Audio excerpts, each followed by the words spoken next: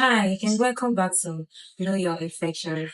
In today's video, I'll be talking about antibiotic resistance. I know you've heard about antibiotic resistance being shown about, but today I'm going to be explaining what antibiotic resistance is, how it affects you and your family, and what we all can do collectively to prevent antibiotic resistance. Antibiotic resistance occurs when bacteria change and becomes able to resist the effects of antibiotics. This means that the medications that once worked for such bacteria won't work anymore. And as a result of this, the bacteria grows rapidly and the infection becomes difficult to eradicate, that is, to treat. Now, how does antibiotic resistance occur? This occurs primarily as a result of misuse and overuse of antibiotics. How can you misuse and overuse an antibiotic? One is by using antibiotics in the treatment of cold and flu. Next is when you do not complete your antibiotics dose. Next is when you take leftover antibiotics or when you share antibiotics with people. Next is when you prescribe an antibiotics for yourself and when you overuse, when you over prescribe, that is when you use an antibiotic for an extended period of time that you're not supposed to. Here are the reasons why you should care about antibiotic resistance. Antibiotic resistance causes you to spend more at the hospital.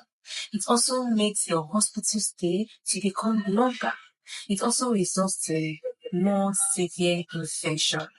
Antibiotic resistance also causes fewer treatment options. For example, if there is a medication that would have been preferred for treatment of a particular infection and you're resistant to that antibiotic, it means that your choice of antibiotic will be limited to only those that the bacteria in your system is sensitive to. In summary, antibiotic resistance can lead to higher medical bills, more hospital stays, more severe infections, and it can also result in fewer treatment options, and in some cases can lead to death. Common resistant bacteria include methicillin-resistant Staphylococcus aureus, drug-resistant tuberculosis, and Escherichia coli. According to World Health Organization, antibiotic resistance is one of the top 10 global health threats. Now, what does this mean? This means that antibiotic resistance is affecting all members of the population, not just those on medication. Also, we are at risk of entering a post-antibiotic era. A post-antibiotic era is an era where even simple infection is begin to kill again.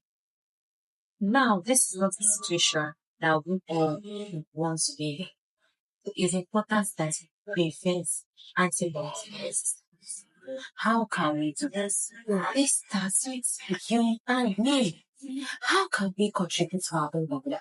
We can do this by taking antibiotics only when prescribed, completing a full course when prescribed, and also not persuading our healthcare practitioners to give us antibiotics, because antibiotics should only be taken when needed.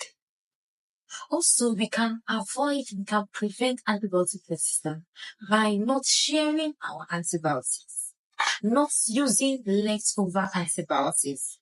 We can prevent antibiotic resistance by informing our friends and family members about antibiotic resistance. We can also reduce the risk of antibiotic resistance by practicing good hygiene. Good hygiene as simple as hand washing. We can also reduce antibiotic resistance by getting vaccinated to reduce the risk of the spread of infections. Antibiotic resistance isn't just a hospital problem. It's a people problem. Let's be the generation that protects the power of antibiotics and not this. Knowledge is power. Share this video to help others and understand the importance of preventing antibiotics resistance before it spreads. How to prevent infections naturally? Saying it's the actual boss on serious time.